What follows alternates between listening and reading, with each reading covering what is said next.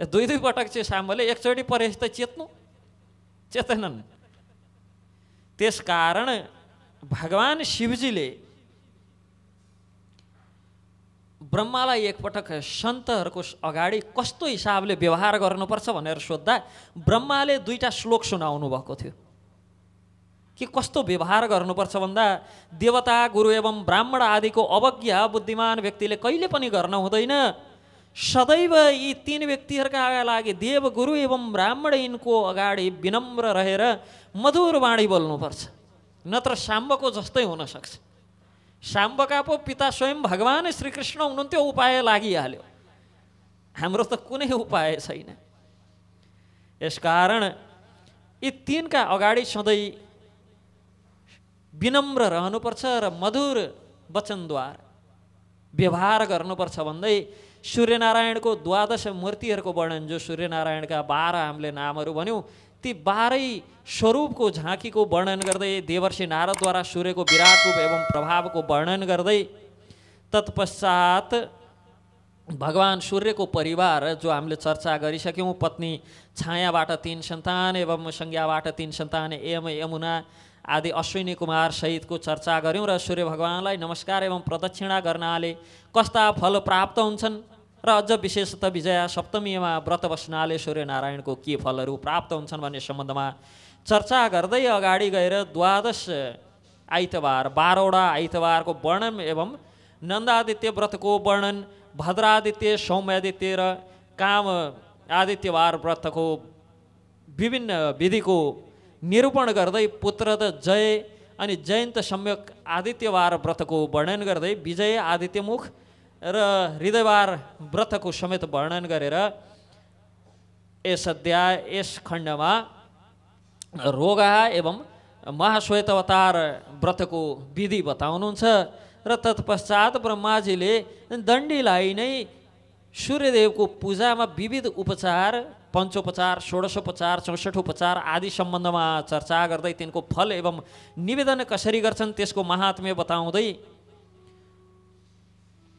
एउटा वैश्य एवं ब्राह्मणले कस प्रकार सूर्य प्रसन्न हेतु वर्षभरिका आइतबार रविवार आइतबार व्रत बसेर सूर्यको मन्दिर निर्माण गरेर सूर्य सम्बन्धको महात्म्य सुनेर भगवान सूर्यको दिनमा अर्थात् आइतबार सूर्य स्नान आदि गरेर कस प्रकार सूर्यलोकको प्राप्ति गरे भन्ने प्रसङ्ग सुनाउनुहुन्छ एउटा वैश्य एवं ब्राह्मणको र तत्पश्चात जया सप्तमीको व्रतको वर्णन गर्दै जयन्ती सप्तमीको विधान एवं फल सम्बन्धमा चर्चा गरेर अपराजिता सप्तमी एवं महाजया सप्तमीमा व्रत बस्नाले कस्ता फलहरू प्राप्त हुन्छन्, नन्दा सप्तमी तथा भद्रा सप्तमीमा व्रत बस्नाले कस प्रकारको फल प्राप्त हुन्छ र तिथि एवं नक्षत्रहरूका मूल देवताहरू को हुन् र कुन नक्षत्र एवं कुन तिथिमा कुन देवताको पूजन गर्दा कस्तो फल प्राप्त हुन्छ भन्ने सम्बन्धमा संक्षेपमा वर्णन गर्नुहुन्छ। आर्द्रा नक्षत्रमा कसको पूजा गर्ने, शिवको पूजा कसरी गर्ने, कुन कमल कुन पुष्पद्वारा गर्ने भने पुनर्वसु नक्षत्रमा अदितिजीको पूजा कस प्रकार गर्ने, पुष्य नक्षत्रमा बृहस्पतिलाई के माध्यमद्वारा कसरी पूजा गर्ने, यी सबै सम्बन्धमा सबै नक्षत्र आदिको सम्बन्धमा व्याख्या गर्दै अन्त्यमा सूर्य पूजाको महात्म्य बताउनुहुन्छ। सूर्य पूजा गर्नाले के फल प्राप्त हुन्छ, त्रिवर्ग सप्तमीको महिमा र कामदा एवं पापनाशिनी सप्तमीमा व्रत गर्नाले यी सप्तमीहरूको पूजन यजन गर्दाले सूर्य पदद्वय व्रत सर्वाप्ति सप्तमी र मार्तण्ड सप्तमीको विधानहरू के हुन्छन्, कस प्रकार यजन पूजन गर्नुपर्छ र अनन्त सप्तमी तथा अव्यङ्ग सप्तमीमा कुन विधानद्वारा यजन पूजन गर्नुपर्छ, सूर्य पूजामा भाव शुद्धि कसरी गर्नुपर्छ र भाव शुद्धिको आवश्यकता के छ, अनि सूर्य मन्दिर निर्माणको फलहरू के हुन्छन्, यमराजले आफ्ना दूतहरूलाई सूर्य भक्तसँग टाढै रहने आदेश दिएको प्रसङ्ग र सूर्यलाई घृत एवं दूधबाट घिउ एवं दूधबाट अभिषेक गर्ने प्रसङ्गसँगै कौशल्या र गौतमीको संवाद रूपमा सूर्यको महात्म्यको निरूपण र सूर्यको प्रिय पत्र पुष्प आदिको वर्णन छ, जस सम्बन्धमा हामीले चर्चा गरिसक्यौँ। रक्तचन्दन, विजय धूप अनि तुरस्क अनि कालयख भनेको कालो चन्दन आदि सूर्यका लागि सर्वप्रिय छन्। र तत्पश्चात यहाँ सूर्यभक्त सत्राजितको कथा एवं सूर्यभक्त सत्राजितले सीमन्तक मणिको प्रसङ्ग र त्रिविक्रम व्रतको कथा ब्रह्माजीले सुनाउनुहुन्छ। र तत्पश्चात भोजकको उत्पत्ति तथा लक्षणको वर्णन गर्नुहुन्छ। किनभने यहाँ भोजक को हुन् के हुन्, किनभने राजा सत्राजितले व्रतको विधान परावसुबाट राजा सत्राजितले सूर्यको व्रतको विधान सुने, तर कस्ता ब्राह्मणलाई भोजन गराउने त पूजा पश्चात सूर्यको व्रत पश्चात ब्राह्मण भोजन गराएर मात्र आफूले भोजन गर्नुपर्छ भनेको त सुने, तर कस्तो भोजन गराउने, कस्ता पुष्प नैवेद्य वस्त्र आदि कस्ता ब्राह्मणलाई प्रदान गर्ने र ब्राह्मणलाई कसरी सन्तुष्ट गर्ने यस सम्बन्धमा बताउँदा परावसुले सूर्यसँग एक समय यही प्रश्न गरेका थिए। अरुणले प्रश्न गरेका थिए, अरुणलाई सूर्यले उत्तर दिँदै हुनुहुन्छ कि रक्तचन्दन अनि गोकुल धूप, घिउको दीपक अनि मोदक आदि नैवेद्यहरू मलाई प्रिय छन् र पौराणिक ब्राह्मणलाई दान दिएर जसले श्रद्धापूर्वक समर्पण गर्छ त्यसले म प्रसन्न हुन्छु। त्यसकारण पौराणिक जो पुराण आदि शास्त्रलाई यथोचित पालन गर्ने ब्राह्मणहरू छन् ती ब्राह्मणहरूको पूजन गर्नु भन्दाखेरि अरुणले यो भोजक को हुन्, कसका पुत्र हुन्, जसका कारण ब्राह्मण आदि वर्ण सबैलाई छोडेर यी भोजकहरू हजुरलाई औधी प्रिय छन् भन्ने मैले सुनि, यी भोजकहरू को हुन् यस सम्बन्धमा हामीलाई बताउनुहोस् भनेर अरुणले सोधे पछाडि आदित्य भगवान सूर्यनारायण के भन्नुहुन्छ, महामती वैनेतीय भोजक को हुन् भन्ने सम्बन्धमा संक्षेपमा म वर्णन गर्छु, तिमी सुन। कि एक समय भोजकहरू मैले आफ्नै पूजाका लागि सूर्यनारायण स्वयंले सूर्य पूजन हेतु नै भोजकहरूको उत्पत्ति गर्नुभएको थियो। वर्ण त ब्राह्मण हुने र पूजाका लागि अनुष्ठानमा सधैँ तत्पर रहने व्यक्तिहरू हुन्। प्राचीन कालमा शाकद्वीपका स्वामी राजा प्रियव्रतका छोरा विमानले एक भव्य सुन्दर सूर्य मन्दिर निर्माण गरेका थिए विमानमाथि नै, र त्यसमा सूर्यलाई स्थापना गर्नका लागि सबै शुभ लक्षणले सम्पन्न सुनको एक दिव्य सूर्यको प्रतिमा बनाएर स्थापना प्राण प्रतिष्ठा गर्न भनेर लागे। तर राजालाई बडो खेद भयो, अब यो स्थापना कसले गरिदिन्छ, प्राण प्रतिष्ठा कसले गरिदिन्छ, कोही योग्य व्यक्ति नभेटे पछाडि ती राजा सूर्यकै शरणमा गए। र सूर्यको एउटा विशेषता छ, शरणमा कोही पर्यो भनेदेखि जसरी पनि शरण प्रदान गर्ने।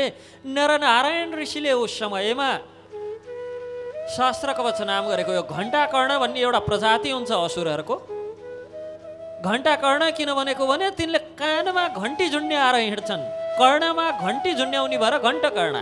र त्यो पनि किन झुन्ड्याएको त कि सत वचन सन्त महात्मा पुरुषका आवाज कानमा नछिरुन्, भजन गर्नुपर्छ, भक्ति गर्नुपर्छ, शास्त्र पढ्नुपर्छ, महाभारत रामायण आदि पढ्नुपर्छ। यस्तो सत वचन कानमा नछिरोस्, कानमा घन्टी झुन्ड्याएर हिँडे पछाडि हिँड्दा टाङलङ टिङलिङ बजिरहेको छ, सतवाणीहरू कानमा नछिरुन् भनेर कानमा घन्टी झुन्ड्याएर हिँड्ने विशेष प्रजातिका असुरहरू हुन्थे, जसलाई घण्टकर्ण भनिन्थ्यो। कि कर्णमा घण्टा झुन्ड्याएर हिँड्थे ताकि गतिला वचन कहिले सुन्नु नपरोस्। अहिले हामी इयरफोन घुसाएर हिँड्छौँ नि, आफूलाई के सुन्न इच्छा लागेको छ त्यही मात्र सुन्ने, अर्ती उपदेश नसुन्ने। सुनिरहेछ भने पनि कान अलि आवाज ठुलो बनाएर हजुर के भन्नुभयो रे भन्ने अनि बल्ल। त्यस्तै त्यतिखेर घण्टकर्णहरू हुन्थे। घण्टकर्णहरू मध्येबाट एउटा थियो, त्यसको नाम सहस्र कवच। सहस्र कवच नाम किन भएको भने ब्रह्माजीको तपस्या गरेर अमरताको वरदान मागेको थियो, म अमर हुन पाऊँ भनेर। तर अमरता त प्रदान गर्न मैले पनि सक्दिनँ भन्नुहुन्छ ब्रह्माजी, किनभने आयु त मेरो पनि निश्चित छ। यहाँ कथाभित्र उपकथा हुँदै गएका छन्। एउटा कथा प्रसङ्ग चल्दै गर्दा त्यहाँ अर्को कथा छ, त्यसभित्र अर्को कथा छ। अनि ब्रह्माले आयु त मेरो पनि निश्चित छ भन्दै काल गणना सुनाउनुहुन्छ। तिमीहरूका लोकमा पृथ्वी लोकको हिसाब गर्दाखेरि मेरो आयु अतुलनीय छ, कसैसँग तुलना हुन सक्दैन। खरबौँ वर्षको मेरो आयु छ तिमीहरूका हिसाबमा, तर मेरा लागि त 100 वर्षकै आयु हो। र मेरो आयुको तुलना गर्ने हो भने शेषशाही भगवान नारायणले एकपटक सास तान्दाखेरि मेरो आयु सबै सकिन्छ। ल उहाँले श्वास फ्याल्दाखेरि सारा सृष्टि हुन्छ। फेरि तिनै भगवानले श्वास प्रश्वास, यही विष्णुको श्वास प्रश्वास बराबर त मेरो आयु छ। मैले तिमीलाई कस प्रकारले यो वरदान दिउँ, अमरताको वरदान कसरी दिउँ भन्दा बडो विचार गरेर अमरता बाहेक अरू जे पनि दिनुहुन्छ भन्दा दिन्छु। मलाई 1000 कवच प्रदान गर्नुहोस्।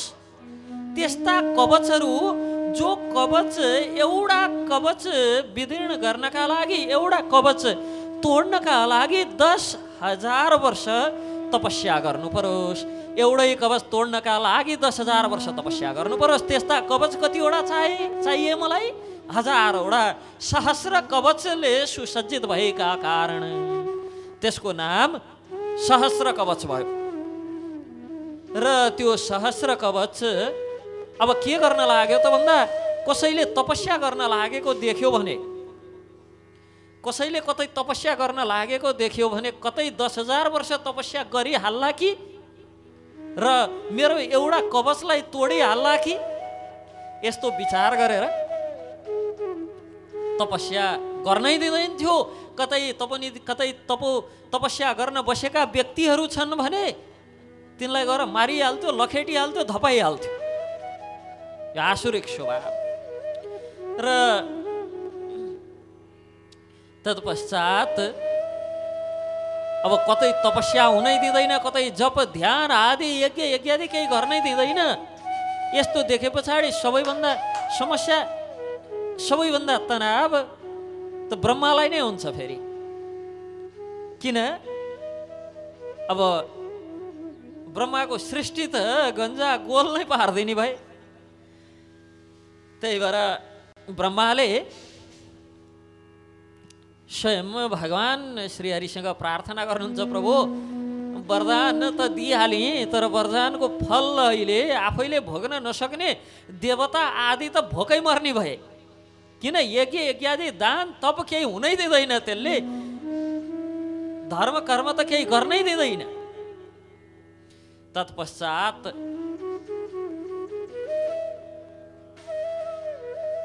के गर्ने हो? भगवान शिवजीको स्थल थियो केदार बद्री, एउटै क्षेत्रभित्र पर्छ। त्यहाँ बद्री नारायण भगवानको जो अहिलेको स्थल छ त्यो पहिले केदार खण्डमै पर्थ्यो। केदार खण्ड जो भगवान शिवको स्थल, र त्यहाँ भगवान शिवजी बसेर नित्य निरन्तर राम राम रामको नाम जप गर्नुहुन्थ्यो। राम नाम मनोरम, मन रमण आफ्नै हृदयमा आत्मा राम भएर बस्नुहुन्थ्यो रामको नाम जपेर। र उनै शिवजीकै आदेश हो, सहस्र नाम तुल्यसु राम नाम वराणले। सहस्र नाम भन्दा एक रामको नाम लिनु सहस्र नाम लिए समान फल प्राप्त हुन्छ।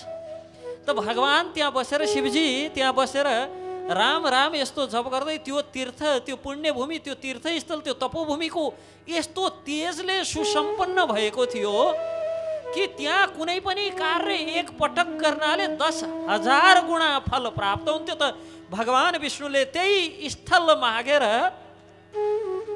नर एवं नारायण ऋषिका रूपमा त्यहाँ प्रकट भएर नर ऋषि तपस्या गर्न लाग्नुभयो। नारायण ऋषि सुरक्षा गर्न भनेर लाग्नुभयो। सुरुमा नर र नारायण दुवैजना तपस्यामै हुनुहुन्थ्यो। देवताहरूलाई हेर्नु, इन्द्रलाई फेरि बडो चासो हुन्छ, कसैले तपस्या गर्न लाग्यो भने ला मेरो पद खुस्किहाल्ला कि, यस्तो बडो चासो हुन्छ। सारा देव सेना पठाए, ती नरनारायण ऋषिको तपस्या भङ्ग गर्न भनेर देव असुर दुईटै सेना मिलेर गए। दुवै देवता र असुर दुवैको सेना गएर पनि नरनारायण ऋषिलाई केही हानि नोक्सानी तुल्याउन सकेन। नर ऋषि तपस्यामै हुनुहुन्छ। नारायणले तपस्यामा बसेको स्थलबाट हिँडडुल गरिकन हल्लिँदा पनि नहल्लिकन सारा देवता र असुरको सेनालाई नष्ट गरिदिनु भयो। सारा देवता र असुरका सेना त्यहाँबाट भागे। तत्पश्चात देवताहरूले अब युद्धमा जित्न नसकिने भयो यस्तो विचार गरेर मेनका आदि अप्सराहरूलाई नरनारायण ऋषिको तपस्या भङ्ग गर्न भनेर पठाए। तर उरुबाट, उरु भनेका जङ्गा तिग्राबाट ती मेनका आदि भन्दा पनि गुणवान रूपवान कन्याहरू प्रकट हुन लागे। उरुबाट प्रकट भएका कारण, जङ्गाबाट तिग्राबाट प्रकट भएका कारण तिनको नाम उर्वशी भयो। ती उर्वशी सहित नरनारायण ऋषिले स्वर्ग फिर्ता पठाइदिनु भयो। के भनेको छ त भन्दाखेरि ती स्वर्गका अप्सराका अगाडि यो पृथ्वी लोकमा भएका परम सुन्दरीहरू पनि सुन्दरीका अगाडि घोडा जस्ता देखिन्छन्, खच्चड जस्ता देखिन्छन् रे, गधा जस्ता देखिन्छन् रे। त्यस्ता अप्सराहरू पनि ती उर्वशीका अगाडि फिका फिका लाग्न लागे। भनेपछि उर्वशीको सौन्दर्य इन्द्र आदि सबै मोहित हुने हिसाबका तिनै अप्सराहरू पनि मोहित हुन लागे उर्वशी आदि। र उर्वशी आदि सहित फिर्ता गरिदिनु भयो। तत्पश्चात यो घण्टकर्णले सहस्र कवचले कथाबाट सुन्यो, दुईटा ऋषिहरू तपस्या गर्दैछन् रे, युद्ध गर्न भनेर गयो।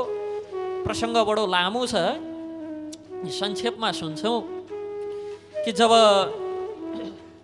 घण्टाकर्ण युद्ध गर्न भनेर गयो, युद्धका लागि आह्वान गर्यो नारायण ऋषिले।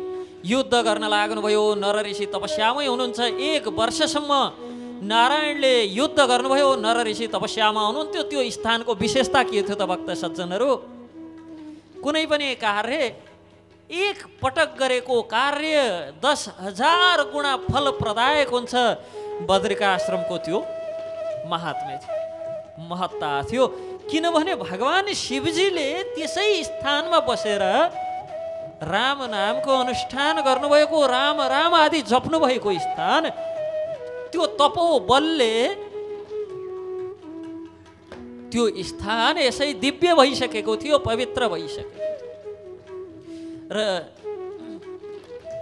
1 वर्षसम्म जब नर ऋषि तपस्या गरेर बस्नुभयो, 1 वर्ष पश्चात उहाँ उठ्नुभयो। सहस्र कवचको वरदान के थियो? 10,000 वर्ष तपस्या गरेको व्यक्तिले, 10,000 वर्षको तपोफलले सज्जित व्यक्तिले मात्र मेरो एउटा कवच तोड्न सकोस्। नर ऋषि उठेर युद्ध गर्न लाग्नुभयो। नारायण ऋषि तपस्यामा बस्नुभयो। भगवान नारायण तपस्यामा बस्नुभयो। र आखिर नर र नारायणको रूपमा त उनी भगवान श्रीहरि नै आउनुभएको थियो। 1 वर्षसम्म नर ऋषिले युद्ध गर्नुभयो, एउटा कवच तोड्नुभयो। अर्को वर्ष 1 वर्ष पश्चात फेरि नारायण उठ्नुभयो, नर ऋषि तपस्यामा बस्नुभयो। यस प्रकार वर्ष दिनको तपस्या गर्दै सहस्र कवचको कवच तोड्दै गर्न लाग्नुभयो। तत्पश्चात जब 979वटा कवच तोडिसके पछाडि अन्तिम कवच शरीरमा बाँकी थियो। जब नर ऋषिको युद्ध गर्ने पालो थियो, नर ऋषि युद्धका लागि भनेर जसै हातमा धनुष बाण खड्ग आदि लिएर अस्त्र शस्त्रले सुसज्जित भएर युद्ध गर्न मैदानमा प्रवेश गर्नुभयो। त्यो घण्टकर्ण त्यो सहस्र कवच भाग्न लाग्यो। भाग्दै गएर कहाँ गयो त? सूर्यदेवको शरणमा गयो। सूर्य आएर प्रार्थना गर्नुहुन्छ नरनारायण ऋषिसँग, प्रभु वातावरण जब मिल्छ त्यति बेला म यसलाई म आफै हस्तान्तरण गर्नेछु। आज त मेरो शरणमा आइसक्यो, यसकारण यसलाई मार्न चाहिँ भएन प्रभु। यस प्रकार प्रार्थना गरेपछि नरनारायण ऋषि फर्किनुभयो। त्यही एउटा कताबाट घाँडो आइलागेको थियो, त्यसैलाई कुन्तीको हातमा कर्णको रूपमा सुम्पिदिनु भयो गएर द्वापर युगमा।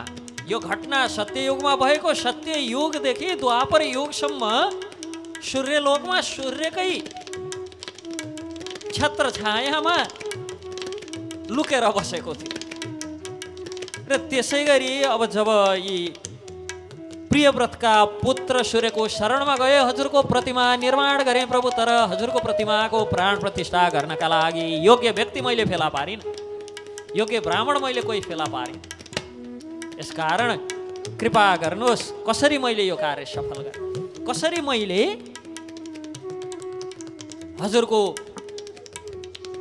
यो प्रतिमाको, हजुरको यो मन्दिरको प्रतिष्ठा गरौँ भन्दाखेरि तिमी चिन्ता नगर, म कुनै उपाय लगाउँछु। यति भनेर भगवान सूर्यले आफ्नै तेजबाट आफ्नै पूजा गर्नका लागि मग संज्ञक ब्राह्मणहरूको सृष्टि गर्नुभयो। चन्द्रमा समान श्वेत वर्ण 8 बलशाली पुरुषहरू शरीरबाट उत्पन्न भए। कायस वस्त्र लगाएका, हातमा कमलको फूल धारण गरेका, चारै वेद एवं उपनिषदको पाठ गर्दै 8 पुरुषहरू जब प्रकट भए, ललाटबाट यहाँ शिरबाट 2 पुरुषहरू, बच्छे स्थलबाट 2 पुरुषहरू, 2टा चरणबाट 2 पुरुष र 2टा पादबाट 2 पुरुषहरू, चरण एवं पादबाट 2 पुरुषहरू जो आए, ती महात्माहरू, ती 8 पुरुषहरू अगाडि प्रकट भएर 2 हात जोडेर सूर्यसँग प्रार्थना गर्छन्, हे पिता, हे लोकनाथ, के का लागि हामीलाई उत्पन्न गर्नुभयो भन्दाखेरि सूर्यदेव ती राजातर्फ हेरेर भन्नुहुन्छ, हे राजन, यी मेरा पुत्रहरू ब्राह्मणहरूमा श्रेष्ठ तथा सर्वत्र पूज्य छन्, सर्वदा पूज्य छन्। यसकारण मेरो प्रतिष्ठा गराउनका लागि सर्वथा योग्य छन्, यिनैबाट प्रतिष्ठा गराउनु भनेर हे अरुण, मैले मेरै पूजनका लागि आफ्नो शरीरबाट, आफ्नो शरीरको तेजबाट भोजक नाम गरेका यी मेरै स्वरूपहरू प्रकट गरेँ। यस प्रकार भोजको उत्पत्ति तथा लक्षणको वर्णन गर्दै भद्र ब्राह्मणको कथा एवं कार्तिक मासमा सूर्य मन्दिरमा दीपदान गर्नाले प्राप्त हुने फलको सम्बन्धमा चर्चा गर्नुहुन्छ। एक समयको कुरा हो, प्राचीन कालमा महिष्मती नाम गरेको सुन्दर नगरीमा नाग शर्मा नाम गरेका ब्राह्मण थिए र सूर्यको कृपाले 100 पुत्र प्राप्त भएका थिए। त्यो मध्ये सबैभन्दा सानो छोराको नाम थियो भद्र। त्यो भद्र अत्यन्त विचक्षण विद्वान भगवान सूर्यको मन्दिरमा नित्य दीपक बाल्थ्यो, नित्य दीप प्रज्वलित गर्ने गर्थ्यो। त्यो देखे पछाडि त्यसका अरू 79 भाइ दाईहरूले आएर बडो आदरसँग, तिमी सधैँ सूर्यको पूजा गर्छौ, तर पूजा कसरी गर्छौ? केवल दीपदान मात्र गर्छौ सूर्यलाई। पूजा गर्दाखेरि त पुष्प, धूप, नैवेद्य आदि अर्पण गर्नु, ब्राह्मणलाई भोजन गराउनु, यो त केही पनि गर्दैनौ। केवल के मात्र गर्छौ त भन्दा दीपदान मात्र गर्छौ। किन यस्तो भनेर सोद्धाखेरि त्यो भद्र नाम गरेका कान्छा भाइले के भन्छन् त भन्दा, प्राचीन कालको कुरो हो,